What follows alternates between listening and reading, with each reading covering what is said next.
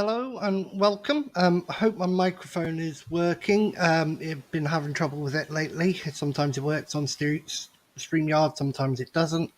I don't know what the issue is. Anyway, we're coming into the final stretch now, the last hour of voting for the council elections in Wales, um, and in Bridgend in particular, which is what this live stream is all about.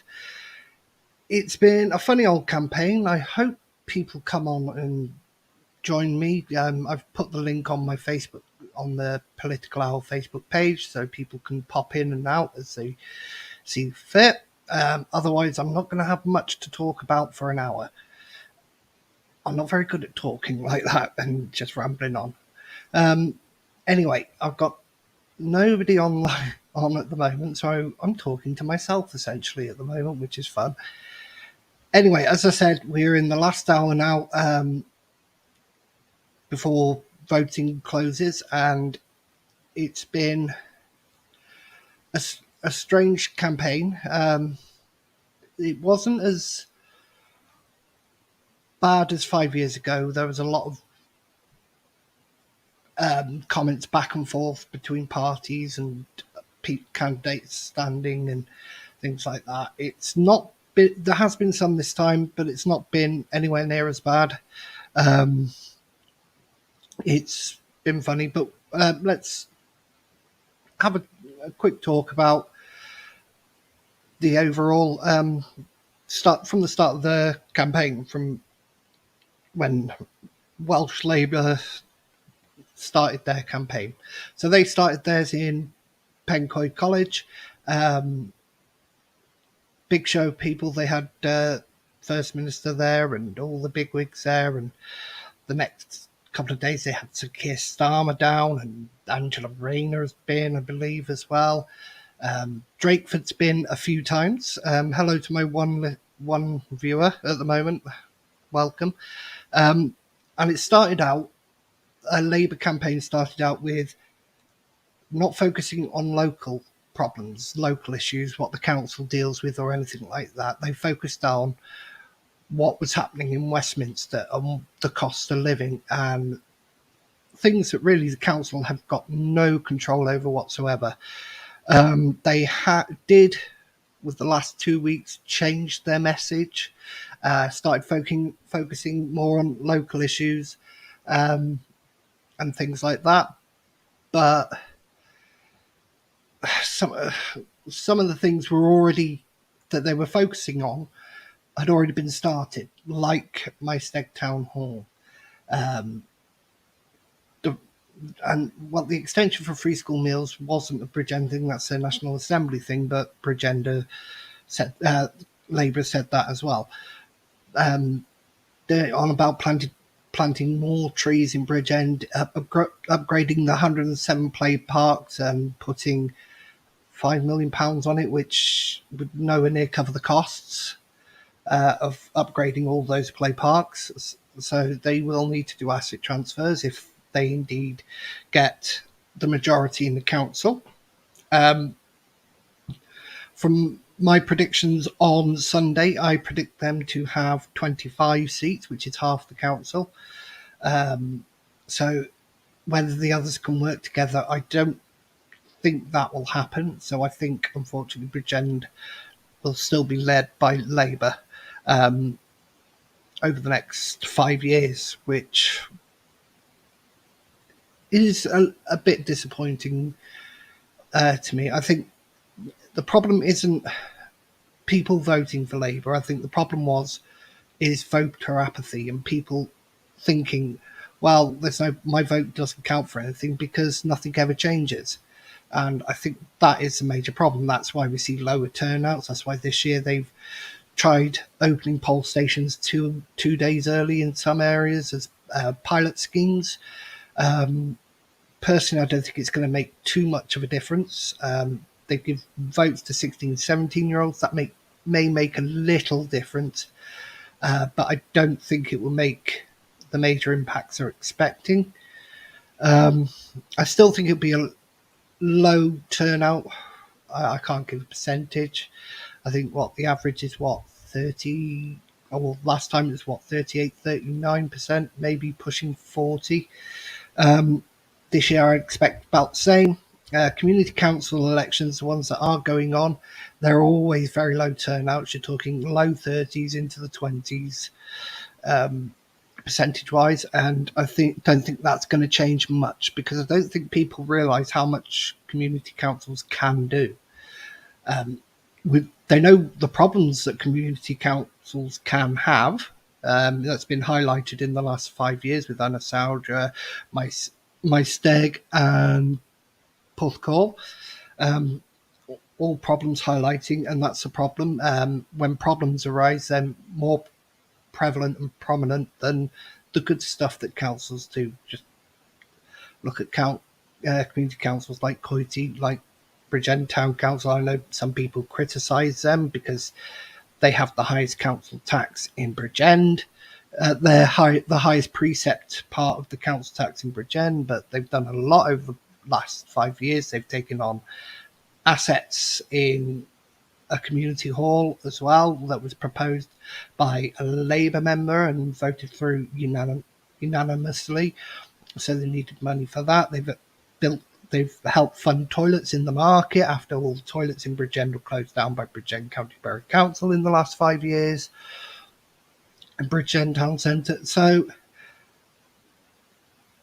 community councils can do a lot of good with a lot less money.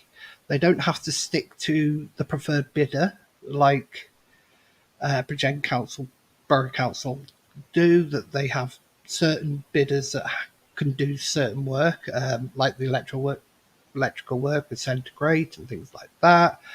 At Coity Hire, we've used a couple of different contractors to put the parks in, and even purchase where we purchase the equipment. It's what we've allocated in the resource, and we tried to find the best deal, best money, the best deal for our money, really. So yeah, so Labour started off with national politics as the choice that was heavily criticised on social media by all areas. And in the last 2 weeks, they came out with their list of what they wanted to do locally: free Wi-Fi town centre, and extending the free parking beyond May. But they had already announced that anyway. So that's not shouldn't be part of what they're going to do next term. Anyway, Plaid Cymru, again, stuck with national politics, but stuck with Welsh national politics and the things they've done in the Welsh government, like the deal with Welsh Labour extending the free school meals and other things. And haven't heard much locally apart from Ellie Richards, who's done an amazing job. I've got to say, she's worked her socks off on this campaign with great help from Luke Fletcher in Aberkenvic and Coitrehain. So well done to Ellie there. Next, we'll go on to the Lib Dems. To be honest, I haven't heard anything from Lib Dems at all. I think they're very short on candidates this year. They've got Cheryl Green still, who I expect will get a seat up in Brynterion and Lalison, I believe it is. I haven't got the things in front of me, so I can't really remember. But yeah, I think Cheryl Green will keep a seat. She's been there a long time. She was part of the Rainbow Alliance back between 2004 and 2008. So I expect her to keep her seat there. But I haven't heard anything really from the Lib Dems of what they plan for Bridgend. The Conservatives focus more on local. Sorry, they've really hit hard on council tax over the last 5 years that has been raised, and is one of the highest council taxes. It's the fourth highest in Wales. It's the seventh highest in the UK. So they focused on that, but they were lumping in independents as supporting Labour when it wasn't all independents. There was a couple of independents that one of them's now standing down in Rod Shaw, and he was previously Labour, and Jefferson Tilsley, I believe, was the other one. throughout the years who's supported Labour in these tax increases. The majority of independents, like the Schlimby independents, Portugal independents, um, uh, Alex Williams and Amanda Williams and people like that have actually voted against on the majority of occasions. Tim Thomas, even when he was Plaid, had voted against it, council tax rises, and now as an independent, he votes against council tax rises. So just putting independence there is, for want of a better term, misinformation, because yes, it's technically true, but it's not giving the whole story of what actually gone on. Now, the Conservatives actually abstained from the vote of the council tax freeze this year. They abstained on the vote, which to me doesn't sound like they're going to vote for council tax freeze over the next 4 years or 5 years, sorry, because they had a chance to vote for it this year to prove that they would vote for council tax freezes. Yes, there were major problems with the council tax budget this year. There was a lot of questions asked by a lot of people, such as Matthew Voicey, Alex Williams, Amanda Williams, Tim Thomas. All of them got shouted down and got basically told to wind their neck in, really, by not just the chair of the meeting, which was the current mayor, John Spanswick, but the 105 officer, I believe they call it, was told basically wind your neck in, you stop asking questions. Now, that's what they're there. That's what councillors are there for, are to ask questions.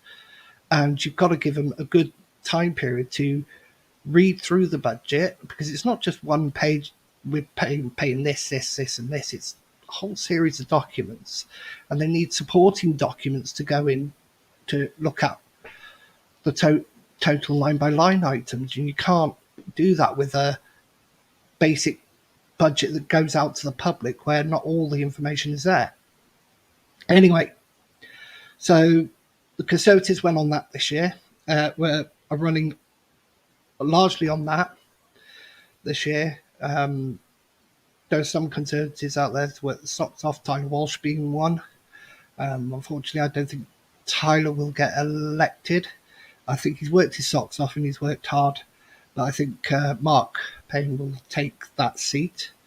Now we move on to independence, and that's a mixed bag, but I suppose the main message of independence this year is working for the people. They're going to do what's best for the people in their wards. They don't get whipped by a party, just vote one way or another. They don't get I just feel the problem is people look at independents and think, well, they're not going to get anything done because there's too many of them and they're not going to be on the same page. They are on a lot of things on the same page and have the same ambitions as what they want to do with Bridgend. And independents exclusively across the board have been campaigned on local issues, actual local issues, not just local to the whole of Bridgend County, but more specifically to the wards that they're looking to represent. Steve Bledsoe and Stephen Easterbrook today were did a live stream first thing this morning, going around Wild Mill, and the rubbish they were showing is awful. Now, Bridgend County Borough Council have had 5 years to deal with it since the contract came into force with Kia. They haven't done anything. Well, they haven't done anything that's worked. Let's put it that way. And more needs to be done. I don't know if Steve has the solution or if anybody else has a solution, but it's clear Labour-led BCBC don't have a solution. So it needs better thinking. So, the last 15 minutes of me rambling along, I haven't got anybody coming to join me yet. I was hoping people would come in if I just posted it on the Facebook page. Nobody's come in yet, so I'm all alone. So I've got to think of what I'm going to talk about next. Um, yeah, it's going to be fun tomorrow at the count. I will be doing live stream updates from outside the building. I'm not allowed to do it from inside the building due to data protection rules. At this point, I was speaking to the gentleman today who said they're looking for that to do something in the future. I'm trying to work a way to do it, but at the moment they haven't got time to sort anything out. But so tomorrow they're happy for me to live stream updates from outside the bowls hall, which I'll be doing. The announcements will be on a big TV in the hall, apparently, of the wards, the winners of the wards, the vote count. So that'll be easier for me rather than trying to listen out from where I'll be standing. Initially, for the Count of Coity, I'm accounting agent tomorrow for Martin Williams in Coity. What that entails, I don't know. I'm going to have to make it up as I go along tomorrow. I suppose it's just checking that things are done correctly and ballots aren't moved that shouldn't be removed, and well, I'll work it out as I go along. It's going to be good. I'm going to have a few people hopefully join me tomorrow for those live updates. Alex Williams has already said he wanted to join me, so I look forward to that. I hope to get a few others, some people that I've not spoken to before. Hopefully I can corner Ross Penhale Thomas for once, after he did an interview with Wales Online but hasn't done one with me yet. I thought, and I'm sure I'll have Steve on, Martin on, many other faces, Tim Thomas, and other people you've seen on my live streams over the last few months and last year. I'm sure many of them will pop on, but I'm hoping to get other people as well, to let us know what they think and what happens. The count starts at 9 o'clock tomorrow morning. Personally, I don't know how long it's going to take. The one in 2017 didn't finish till about 4 or 5 o'clock in the morning, so you're talking 7 hours, 6, 7 hours there.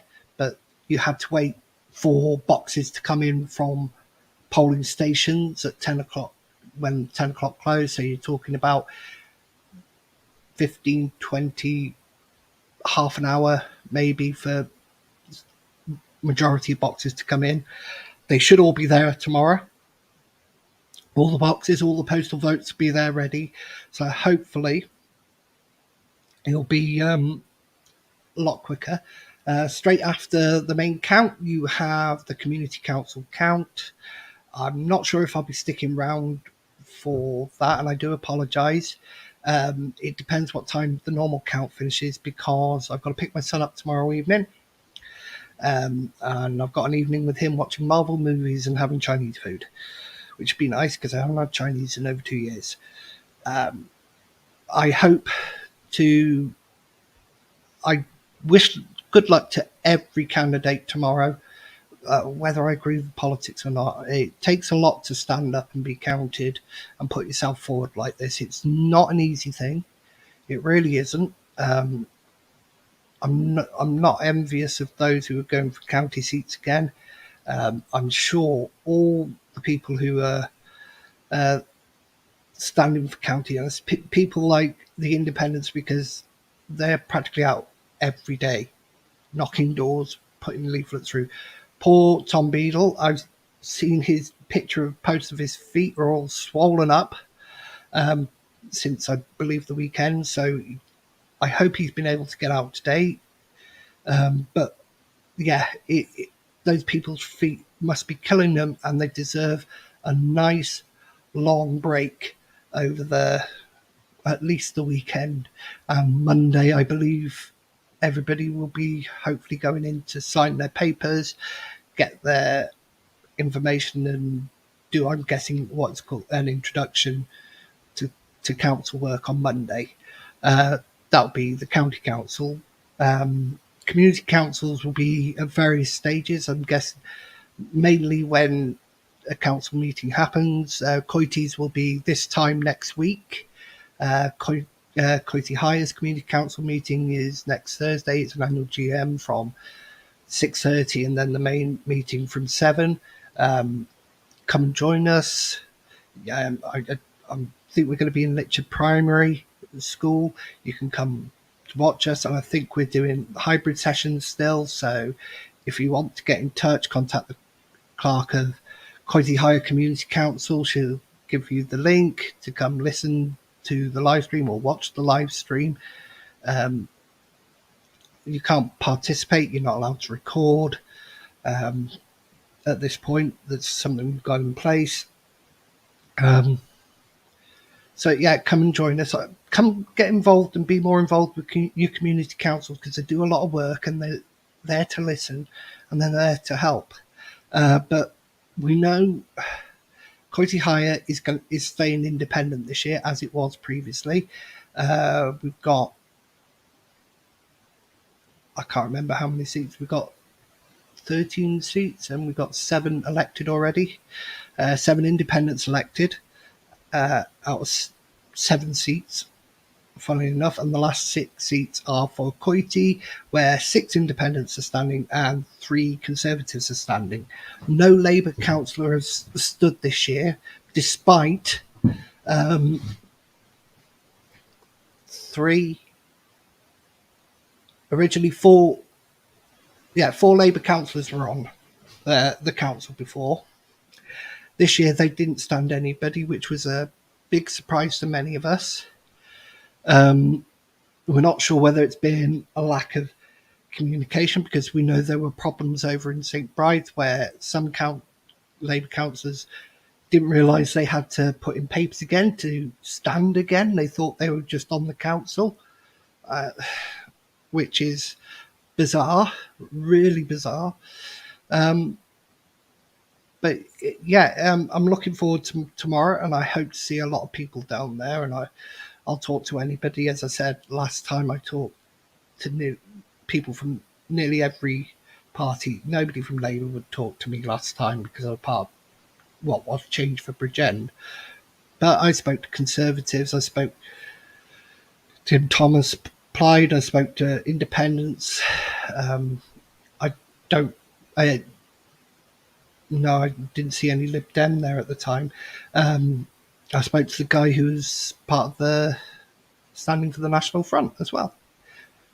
Don't agree with the National Front politics, but he was a very nice guy that I remember. But yeah, so it's going to be an interesting election. Now, a lot of it's like the Glamorgan Gazette today or yesterday came out with their piece that Labour are going to take majority control of Bridgend this year, after using a opinion poll firm that contacted 2,236 people, I think it was, in Bridgend County, and from that they decide that Labour's going to win a majority. I don't personally see a majority in that sense. I think they'll get 50%, which I suppose constitutes, well, it'll be no overall control because the others can, and it'll be very difficult. I think they'll get 25. Personally, I'm guessing that worst they will get 20, 21. I think that'll be at the worst. And then if that happens, it'll be a mad scramble because there'll be no overall control. And the independents could possibly working with Lib Dem and Plaid Cymru, especially with the Lib Dem. They have been working with Cheryl Green on the Independent Alliance, and were opposition. They could take it, but there are a couple of independents that lean Labour will probably support them. So it'll be a mad scramble to get things in place. I don't think Conservatives will take part in either side. I think they'll stay out of it and let the others fight it out, unless they make a major deal with Labour. I think that's the only way I can see it. I can't see them working with independents as much as they would with Labour, even though it's oil and water, Labour and Conservatives. But I think if they were given the choice, they'd work with Conservatives as long as they got a few things that they wanted on the table. Agreed. Yeah, it's going to be a lot of fun. I'm going to enjoy it again. I went last time 5 years ago and really thoroughly enjoyed that, even though it's throughout the night. Got to be up early in the morning because I've got to be down there supposedly for 9, but I'm going to be there for 8:30. So I've got to leave here, park, and then walk over to the Bowls Hall for 8:30, which would be great. Early for me. I don't sleep much anyway, but I'm normally asleep at that time. I don't normally fall asleep till about 4 or 5 in the morning, and then I'm up latest 9:30. So of a day. So we'll see how we go. There are a lot of people on this campaign, as I said, that have worked their socks off. As I said, Ellie Richards and Tyler Walsh both have worked their socks off. Really worked hard. But if you look at Steve Easterbrook, Stephen Bledsoe, Tim Wood, Ian Spiller, and Tony Barrow up there in Charleston, they've really worked hard, especially the two Steves and Tim. They've been out nearly every day, and you can see how much work they're putting in. And if you want to see whether your council is going to work for you, look at the work they're putting in to get your votes, to get you out there, to get you to find out what's wrong in your areas, in the areas that you live, the things that affect you on your doorstep. Look at how hard they have worked. If it went on how much work they're putting in during the campaign and previous to that, because they started, I think, back in January, even maybe before that, but Stephen Bledsoe, especially over the last 5 years, has been very vocal, very community oriented, especially in Wild Mill, because it's where he grew up, where he spent a lot of his life, his formal years, and he cares deeply about that community, and good for him. And he's been there fighting their corner for the last 5 years. And I don't think you'll find much harder worker. And I think if you want to vote for somebody and you're not sure who to vote for, look at the one who's working hardest for your votes. Don't look at the ones who, over the last 5 years, have said, oh, we'll do this, we'll do that, and then done nothing. And then suddenly knocking on your door going, oh, we've done all this in the last 5 years, but not what you asked us to do. And things like that. And suddenly they're around for 5 years. Steve's around more for every couple of, I can't say how often, but at least every couple of months he's going around the area talking to people, finding out what's wrong. He gets emails all the time, part of Bridgend Town Council, and yes, there is stuff they come to him that he's not that he can't really deal with, but he does his best and tries to deal with that. Like the waste, he can't actually deal with it, and he's been told to leave it alone by BCBC and BCBC councillors, but he's not giving up. That's what your representatives are there for. They're there to help you and not give up when you're asking them for help. Until you've exhausted all our avenues, you should do whatever you can. Anyway, I've still got one person on with me. Hello, if you're still the same person from before. We did have another one join us, but it's just the two of us. Just the two of us at the moment. It's like a blind date, but I can't see you, whoever it is there. Anyway, we've got half an hour now left till the end of voting, till the polls close. I was really hoping somebody would jump on with me and just have a chat and tell us how the campaign's gone for them and how things are doing. Oh, that wasn't somebody contacting me. It was just updating me to tell me it's 11 degrees Celsius in Canada right now. Brilliant.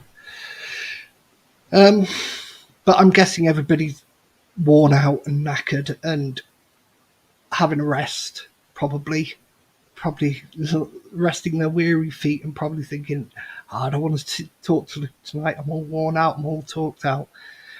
And they deserve the rest. And they've got a long day tomorrow. They really have. People say I've got a long day because I'm going to be there, but I won't have the nerves of those people waiting for those results to be read. I won't have those nerves. So that will be, I suppose it'll be much easier on me tomorrow. Um, it really, really will be fun. Um, I advise anybody, if you ever get involved in an election in any way, to come to account, be a counting agent for somebody, just so you can come in and see what is going on. And it is a hive of activity, especially during the main count. That that is a hive of activity. It's quite noisy because everybody's talking, and there wasn't much press last time, but there were a few there, and they're in a very far corner. This year, apparently, there's going to be more press because they think Bridgen. It's strange because they think Bridgen's going to be what's going to happen. They're not sure, but most opinion polls apparently, as the very few that have been done, say that Bridgen Labour are going to take control again. As I said, I don't personally think that'll be happening. We can't do exit polls because they don't do those sort of things, and I can't do it because I haven't got a group of Strathclyde professors to work it all out for me. Plus, I can't afford to do that, so it's a lot of money. Um, so when the polls close tonight, you won't be getting Big Ben going dong and a big picture coming up saying, "We predict Bridgend will be blah, blah, blah, blah." I think it's going to be no overall control. I think that is going to be the likeliest scenario. I suppose it's always the likeliest scenario. In Bridgend, I just don't get the I'm voting this way because my grandfather always voted that way, whether it's Labour, whether it's Conservative, or since the early 80s, or whatever, the Lib Dems, or I think they were before that as well. I never understood voting the way your family has always voted, because that says to me you're not looking at who different current types. We can take Labour as an example. Labour, many, many, many years ago, I think if we go back to, I think the latest we can be is 1996. They were for the working man. I suppose you could say they were for the working man, and that's what it was set up for. They were set up from trade unions and the working class, the real working class, not accountants and things like that. We're talking like the real working class here, like coal miners, like farmers, like brickworkers and day labourers and things like that. Now, they are not the party of the working class. The Tories aren't either. I don't think there's really a party of the working class anymore. There's not one out there that really thinks of the working class. If you want to look at that, look at Keir Starmer, private school educated, Tony Blair, private school educated again. Ed Miliband, private school educated. I'm not sure about Gordon Brown or Jeremy Corbyn. I haven't looked that up. I should have looked that up, really. But these are the people who think they know what the working class is, and they're private school educated. A lot of them are. A lot of them have got high flying careers and things like that. I don't begrudge anybody that, but they can't think of. I can't even say what the working man wants at the moment. I haven't worked for a while for various reasons, um, but I've got more of an idea what somebody in the working class feels to those people who have jobs that are well paid and don't have to worry about money coming in and energy bills going up. And you look at Parliament, how out of touch it is, and how out of touch Welsh Assembly government is when they're getting pay rises. Parliament just had a £2,000 a year pay rise for their ministers. Um, okay, it's an independent body but that recommends this, but where in Britain are people getting pay rises on that scale unless it's a private company? These aren't private companies, these are public funded. These are civil servants. And I think anybody who's funded through the government in that way, such as the NHS, such as the BBC as well, um, taking money, these are these are publicly funded institutions. Why have they got people uh, who are on more money than our highest paid civil servant, which is the Prime Minister? And you got somebody working at the BBC who's on what, 750, £800,000 a year, maybe even more. You've got head of NHS services, which are on £1 million a year more.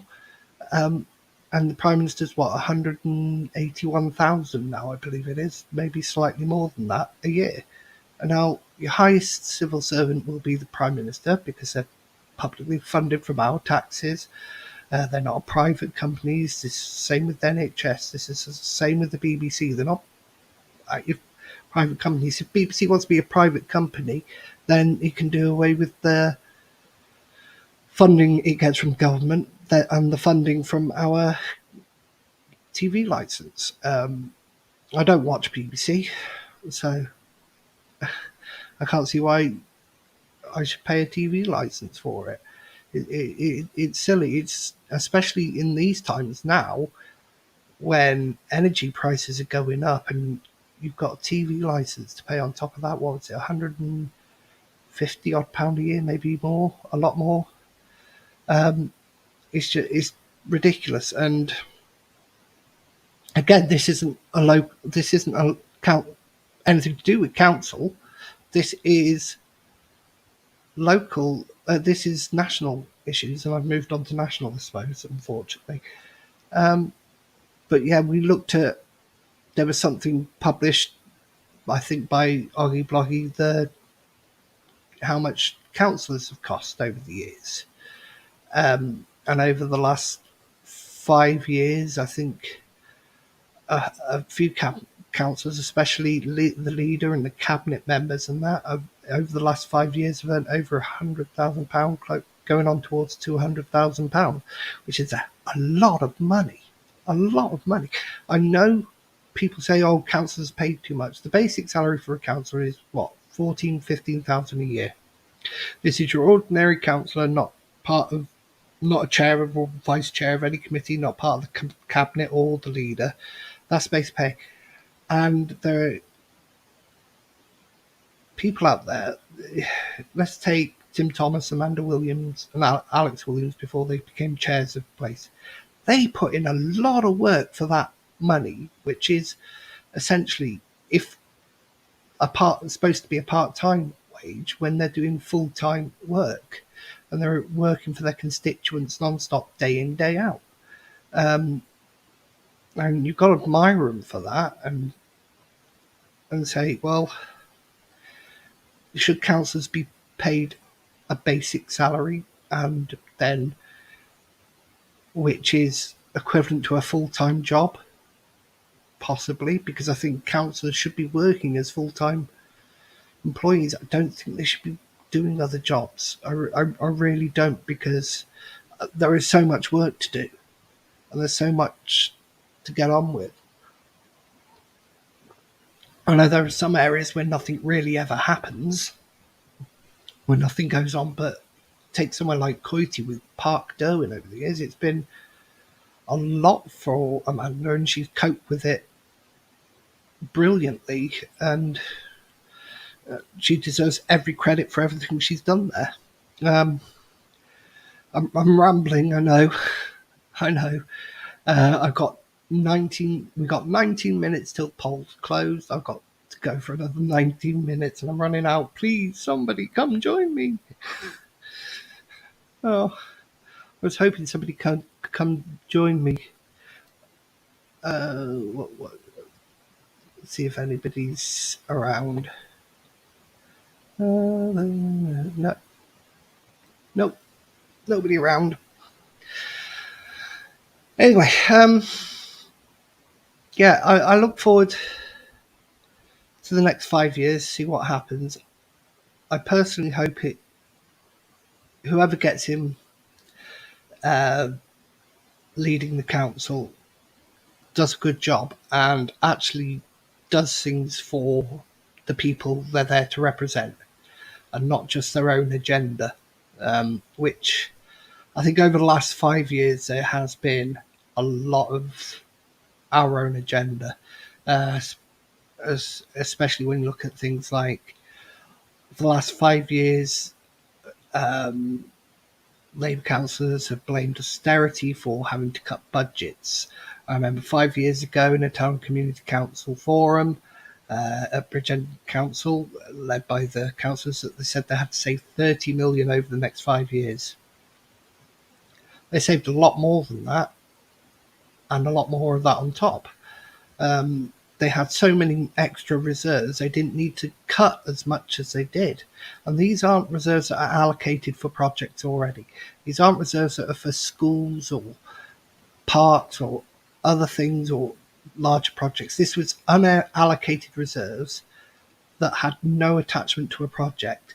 And they were criticised by Audit Wales for having as much as they did. And year on year till this year, they kept raising and raising council tax when they had no need to. They underspent every year, and I just find it silly that their own agenda. They still haven't taken this 500% increase threat from their sports fields. They're continuing ahead with charging charities to use uh, public spaces, even if these charities offer to do clean up themselves. I think when it comes to charities, certain charitable events, they should say, "Well, yeah, we'll waive it as goodwill gesture as part of our way of helping the charity." It, that'd be a good thing. Um, I I want to move on to maybe Wales for a minute. Today, Airbus announced 450 jobs probably going to Anglesey or Caerphilly. I think they're up in Broadland. Is it Broadlands up in Anglesey? Something like that. So that's good news for the economy of Wales, for an extra 450 jobs. But over the last 5 years, we've lost more than that with the closure of Ford.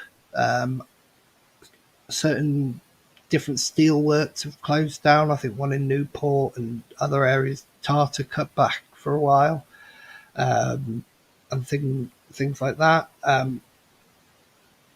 So that's a welcome announcement, but more investment needs to be done to bring work into Wales. And I know this is what regional deals are all about. The Cardiff one, the Swansea Bay one, but they're focusing, bringing into the work into certain areas, into Cardiff, into Swansea, and leaving everywhere else out. And now people want to work close to home, as close to home as possible, so they don't have to travel, whether it be car or train or bus or metro. They want to be as close as they can, so they can spend more time with their family. And I think centering everything in Swansea or Cardiff, especially somewhere up when you've got places like where I am in Cumber, this would be part of the Swansea Bay regional development plan. Um, in Cumber, buses stop here on Friday at 6, and you only have a bus every 2 hours up until 4:30 on a Saturday, and nothing on a Sunday. So public transport is for nothing up here, and you're going to get that in other valleys as well. Um, it's it's silly. You should focus on bringing businesses to local areas like Bridgend. We've got a massive industrial estate there with a lot of it empty. We've got several industrial estates across Bridgend, and a lot of them are empty. The small one in Bryn Menin, not Bryn Menin's main industrial estate. There was a tiny one where Ogma Vale Bakery used to be. It was only a few units, wasn't that big. Now that's gone. Well, no, it hasn't actually. It became something else. Sorry, I was thinking of the school next door where they built houses. The old Ogmore school built houses there, and they seem to build houses in the wrong places. They seem to squeeze them in little pieces of land or into areas that really haven't got the infrastructure for it. If you look at Park Derwent, it hasn't got bus routes there. It's got no bus routes that go into Park Derwent or into Coity or Tremacasteth or Gertha So what was the point of putting an estate there if you're not going to have buses there? Not everybody's going to be young, and not everybody's going to have a car and be able to walk to Richard Cross, catch the bus. And it's not particularly safe to walk there at the moment, really. But yeah, so you need better planning. Look, I think if you look around Bridgend, the places where you've got the most land available that you could probably build on, because yes, they're probably marked for agriculture, but they haven't been used for agriculture there in a long while. That's around the outskirts of Pyle, near the A48, which they're planning to build on anyway, which is where they're thinking of putting the new train station. And Kevin Cribble. Kevin Cribble has got lots of land around it, and not all of it is agriculture, or not being used for agriculture anyway. They've had a couple of little houses being built now, but apart from that, they haven't had much else, and that's in a long time. And funny enough, where's the leader of the council from? Kevin Cribble. That's where he represents. So we're not spoiling his idyllic little village. I'm not sure who I've got on with me, but thank you for staying with me for the 48 minutes so far. It's been a pleasure. I don't normally like talking on my own. I wish somebody would jump in. I really do. Anyway, another piece of news, and we're going off politics now completely. This is environmental. I'm not an environmental nut by any stretch of the imagination. I have my own opinions and things like that. But there's an experiment going on at the steelworks at the moment where they're turning the CO2 chemicals that are coming out of the stacks over in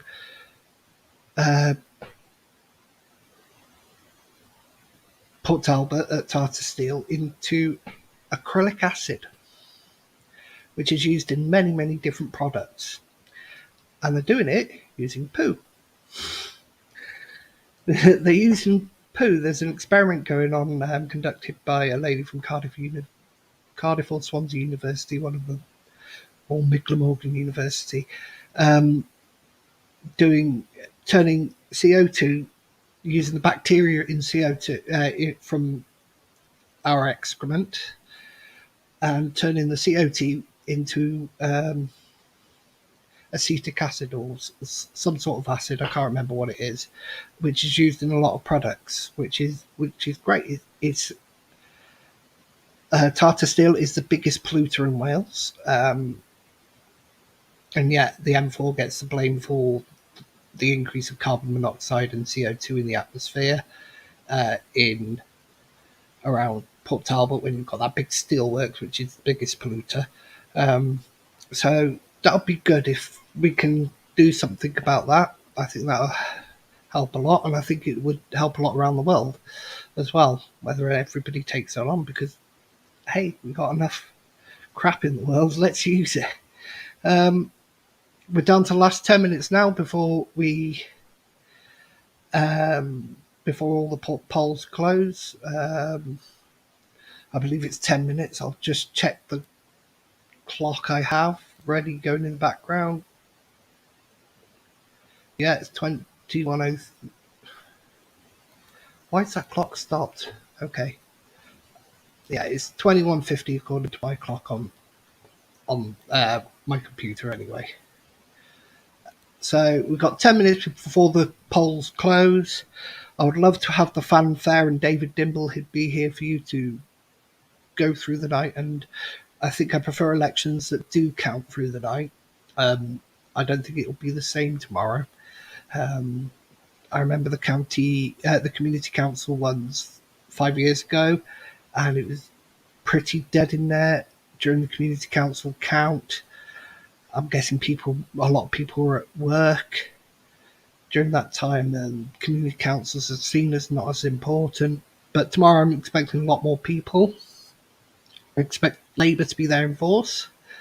I expect to see a few Conservatives, people like Tom Gifford, possibly Jamie Wallace as well. See him down there, see if I can get him on for a quick chat, get their thoughts on how they think their day is going to go for them, for their candidates.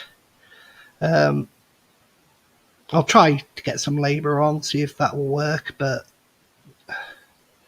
I've not been successful so far, so fingers crossed. There's no harm in asking.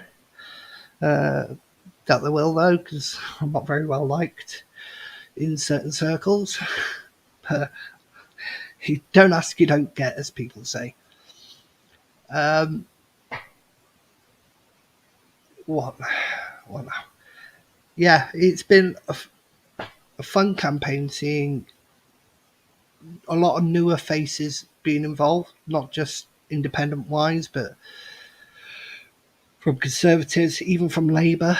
There's been, 24 people stood down from last year. There's 4 less seats, I believe, this year, or 3 less seats this year than there was 4 years ago because of the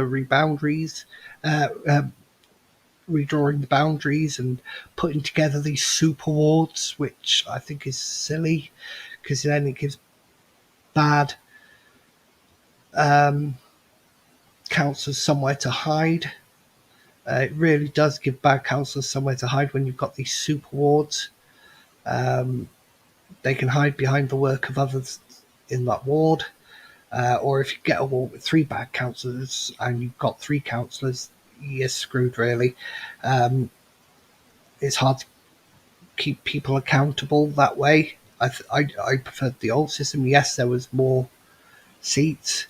I couldn't understand why you break up Brackler from a super ward, saying it's not working, and then create several super wards around Bridgend because it worked.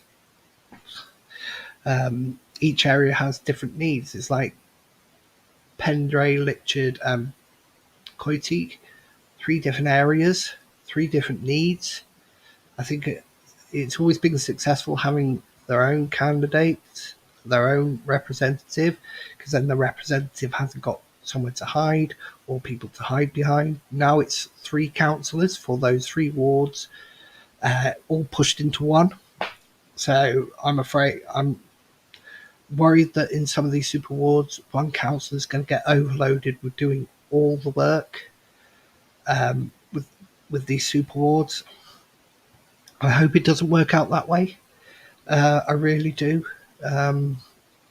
But councillors, especially if they're from different parties or different groups in these super wards, let's say Anasaudra, I think, is probably the best example where there's going to be a mixture of probably independents and Labour. They've got to work together, work through the differences and split the work. Um, yeah, so I think that's the best example of where you'll get a split ward, and then we'll see how that experiment will work. Because you are going to get these wards where councils are going to have to work together, that because they're not part of the same party, and it's always hard working that way. So we'll see what happens. We're going to have in the next year or so the final outcome of the boundary review from Parliament, which could see part of Bridgend become part of what is Aberavon seat, and then the other part of the Bridgend merge into Ogmore, which splits the county into two different completely seats, and one's controlled from Port Talbot, the other one's controlled from wherever, from Bridgend, I suppose, or Maesteg is where Chris Elmore's based at the moment. So yeah, that's going to be one that I think will be really, really crucial, because if that goes ahead as it was been suggested, the part of Bridgend joins Aberavon and the other part joins Ogmore, Conservatives will lose a seat.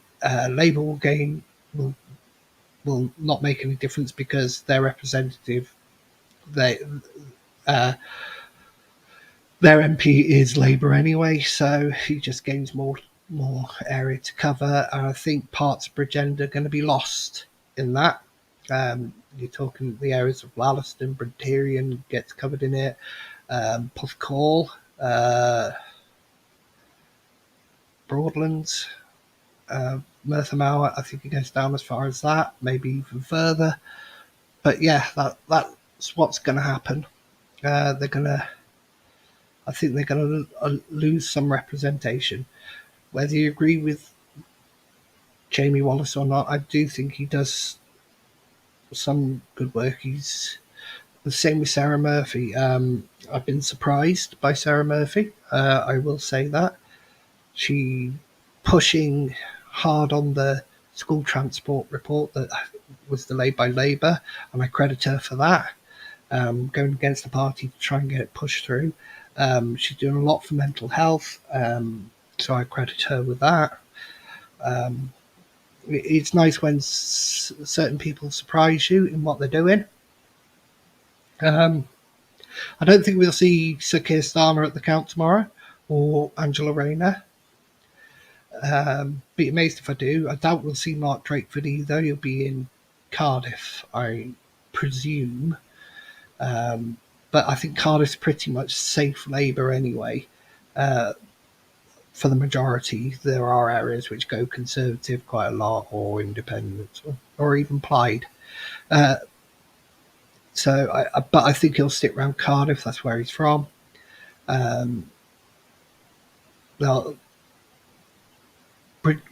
The Independents will have a much larger representation in the hall tomorrow. I could see that there's so many more independents standing this year than there was 5 years ago, and I think there are a lot of amazing independent candidates that I do hope will get in. My head unfortunately says they probably won't, but my heart feels that they should do, as because I think some of them are amazing people who do an amazing job for this county. And it would be good to see what an independent county can actually do to move forward. Well, just checking time. Right, we've got 30 seconds till the close of polls, which is it, and I'll probably go off then. So whoever you are that's joined me today, thank you very much. I wasn't just talking to myself like a lunatic, which is great. I wish could know who it was. It would be nice if somebody said hi. I hope it's not just Jacob on there, so my son, because then it'd be thingy, pointless. Anyway, polls are closed now. That's it for today. The counts tomorrow. I will bring live updates as I go throughout the day. It won't. I'm bringing you up results where I can. Hopefully, a few new counsellors will come on with me. A few old counsellors, just a few random people as well that are there. It would be nice to see. So I'll say goodbye now, and I'll see you all tomorrow for live updates. They won't be on YouTube; they'll be on Facebook Live. I'll do them through the Political Owl channel. I'll just do the live updates as I go. There'll probably be several videos. So the first one, I'm hopefully around 8:30, depending when the person who's lending me their camera or phone to do the updates, because my phone can't do it. I don't have a SIM card in this. It's SIM card free. We'll be able to, hopefully they'll be there at the same time, and I can get a few pre-interviews before we go in. Hopefully, fingers crossed, I'll see who I can get. Anyway, good night, have a good evening, and good luck if the one person here is a candidate tomorrow. And if you are there tomorrow, come over and say hello. Okay, thank you. Goodbye.